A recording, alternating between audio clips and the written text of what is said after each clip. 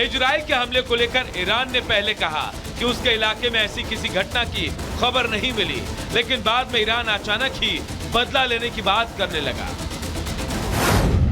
Iran की क्षेत्रीय अखंडता का उल्लंघन करने के लिए इजराइल को भुगतना होगा।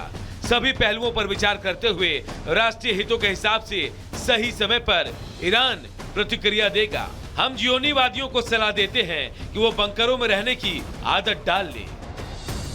ईरान को यह भी लगता है कि इजराइल की जवाबी कार्रवाई के पीछे अमेरिका का भी बड़ा हाथ रहा है। एक जबरदस्त और गैरकानूनी कृत्य है। ईरान की सीमाओं से 100 किलोमीटर की दूरी से लंबी दूरी की मिसाइलें लॉन्च की गई। इराक में अमेरिका आतंकवादी सेना द्वारा नियंत्रित हवाई क्षेत्र का इस्तेमाल किया गया। ईरान पर इजराइल ने जो हमला किया उसके बाद उसका गुस्सा कितना कम हुआ, इसका अंदाजा लगाना फिलहाल मुश्किल है, लेकिन अमेरिका को लग रहा है यह बदला शायद युद्ध का अंत है।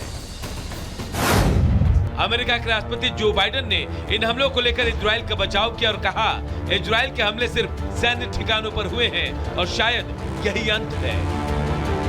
मिडिल ईस्ट में अब तक जो जंग गाजा और लेबनान के ठिकानों तक सीमित थी, वो बढ़कर ईरान के दरवाजे तक पहुंच गई। अब इजराइल के हमले के बाद ईरान क्या करने वाला है, ये तो एक बड़ा राज है, लेकिन अब ईरान का हमला मिडिल ईस्ट को नए जंग में धकेल देगा।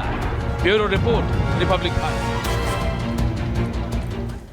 पिछले 1 साल से मिडिल ईस्ट में जो जंग शुरू हुई थी वो अभी तक थमी नहीं है। अब ईरान किस तरीके से दहला है और कितना नुकसान हुआ है वो आपको बताते हैं। इजराइल ने जॉर्डन और इराक के एयर स्पेस का इस्तेमाल किया, क्योंकि ये सवाल उठ रहा था कि कौन सा एयर स्पेस इस्तेमाल किया गया, वो महिला फाइटर कौन थी। प्लानिंग में 100 से ज्यादा प्लेन शामिल थे और पूरी तरीके से ईरान में जो बमबारी की गई उसके बाद नजारा बदला हुआ था। F-15 जेट्स का इस्तेमाल इजराइल ने इस दौरान किया था हमला करने के लिए। और इसी के साथ आपको बता दें कि ईरान के सैन्य ठिकानों को इसमें नुकसान हुआ, एक बड़ा हमला देखने को मिला। ईरान का दावा है कि कम नुकसान हुआ है और ये 25 दिन बाद एक बड़ा हमला किया गया था इजराइल की तरफ से।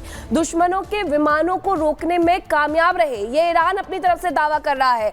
ईरान के रडार स्टेशंस को नुकसान पहुंचा है, ये भी बताया जा रहा है, ये इजराइल की तरफ से कहा गया है। एयर डिफेंस सिस्टम ने शानदार काम किया है, ये जानकारी भी इससे रिलेटेड मिली है। लेकिन वही बार बार जो सवाल हो रहे थे कि आखिरकार मिडिल ईस्ट में जो जंग चल रही है वो सब कुछ मिटा करके खाक कर देगी, जिसकी एक बानगी भी देखने को मिली। देखिए, इजराइल ने ईरान पर पूरे 25 दिन बाद हमला किया है और हमला बहुत खतरनाक था। राजधानी तेहरान और उसके आसपास के शहरों में चीथड़े उड़। लेकिन सवाल खड़ा होता है कि इजराइल की तरफ से जो अटैक किया गया आखिरकार किस एयर स्पेस से अटैक किया, और दूसरा सवाल ये कि आखिरकार ये महिला पायलट कौन है जिसने कि चीथड़े उड़ा दिए पूरे ईरान के। आपको बताते हैं इस रिपोर्ट के जरिए।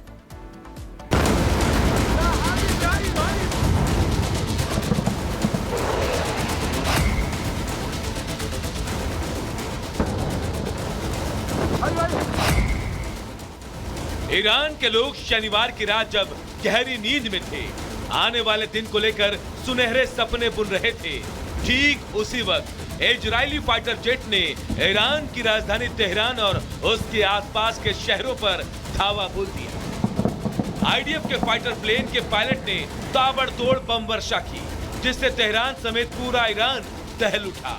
जो सो रहे थे वो धमाकों की गूंज से दहशत में आ गए।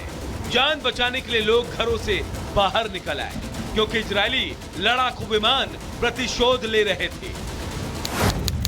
ऑपरेशन डेज ऑफ रिपेंटेंस, यह वही ऑपरेशन है जिसके तहत नेतन्याहू की ब्रिगेड ने ईरान को टारगेट किया। और तस्वीरों में नजर आ रही ये वही महिला पायलट है जिन्होंने ईरान के चीथड़े उड़ाने के लिए लड़ाकू विमान F-15 की कमान संभाली। ईरान पर 26 अक्टूबर की देर रात इजराइल की तरफ से जो अटैक किया गया उसको इजरायली महिला पायलट ने ही लीड किया। फाइटर प्लेन F-15 में वो सवार हुई और ईरान के आसमान पर जाकर सीधा और सटीक हमला किया। इजरायली सेना का दावा है कि 100 लड़ाकू विमानों ने 3 घंटे में ईरान के करीब 20 ठिकानों पर हमला किया। इनमें मिसाइल फैक्ट्री और सैन्य अड्डे शामिल हैं।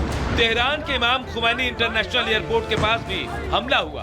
बताया जा रहा है कि देर रात 2:15 बजे शुरू हुआ हमला तड़के 5 बजे तक जारी रहा। ईरान के खिलाफ इजराइल का प्रतिशोध इतना घातक था कि ईरान के 2 सैनिक मारे गए। मेजर जहांदी दे और लेफ्टिनेंट शाहरुख खिपर के रूप में इनकी पहचान हुई। इजराइल की वुमेन ब्रिगेड ने भले ही ईरान में तबाही मचाई, लेकिन अब सबसे बड़ा सवाल ये है कि ईरान में इजराइल के फाइटर जेट्स कहां से घुसे। किन देशों ने इजराइल को अपने फाइटर जेट्स भेजने का रास्ता दिया, क्योंकि जॉर्डन के एयर स्पेस में इजरायली फाइटर जेट्स देखे गए, लेकिन जॉर्डन ने इससे पूरी तरह इनकार कर दिया। उधर ईरान के सेना प्रमुख का दावा है कि इजरायली जेट विमानों ने हमला करने के लिए इराक के हवाई क्षेत्र से उड़ान भरी, जो एक घातक और अवैध कार्रवाई है। ईरानी chief of staff major general Abdul Rahim Mousavi ने यह भी कहा कि इजराइल ने इराक में अमेरिकी सेना के नियंत्रण वाले हवाई क्षेत्र का इस्तेमाल किया। इजरायली अटैक से सिर्फ रडार सिस्टम को ही नुकसान पहुंचा है। वायु रक्षा प्रणाली ने समय रहते हमलों को रोक लिया। जॉर्डन ने इजराइल के लिए अपने एयर स्पेस खोला या फिर हमला इराकी हवाई क्षेत्र से किया गया, ये बहस का मुद्दा है, लेकिन हमला हुआ और इजराइल ने जो कहा था वो कर दिया। Bureau report, Republic Bharat. और बात बांग्लादेश की। बांग्लादेश में जिस तरीके से हालात बिगड़े, सबसे ज्यादा असर वहां पर अल्पसंख्यक और हिंदुओं पर देखने को मिला, और इसी को लेकर के मथुरा में जो आरएसएस की 2 दिवसीय बैठक हो रही थी, उसमें बयान दिया गया है। बिल्कुल, आरएसएस के सरकार्यवाह दत्तात्रेय होसबोले कह रहे हैं कि सभी को एकजुट रहना चाहिए, एकजुट रहने की अपील भी करते हुए नजर आए। इससे पहले भी कई बड़े नेता जो है वो हिंदुओं से एकजुट रहने की बात कहते हुए नजर आए थे। आप उस रिपोर्ट के जरिए बताते हैं कि आखिरकार उनकी तरफ से क्या कुछ कहा गया है।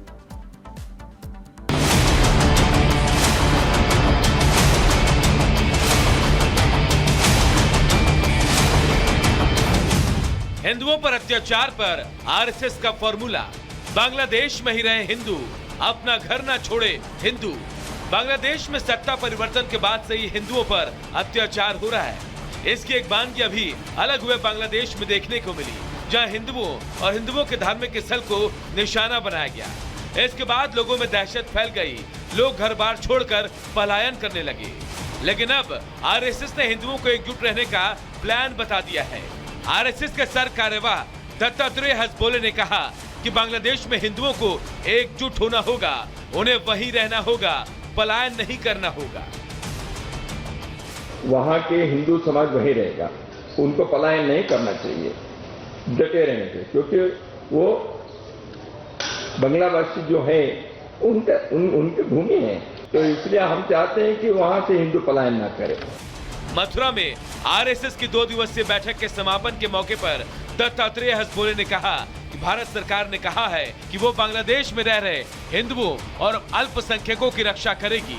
संयुक्त राष्ट्र संघ और दूसरे संगठनों को वहां मौजूद हिंदुओं और अल्पसंख्यकों की रक्षा करने के लिए आगे आना चाहिए। इस दौरान बताया गया कि बांग्लादेश में हिंसक घटनाओं में अब तक 650 लोगों की मौत हो चुकी है। बांग्लादेश के संदर्भ में भारत के सरकार ने तुरंत वहाँ के हिंदू समेत सभी अल्पसंख्यकों की रक्षा के बारे में कहा।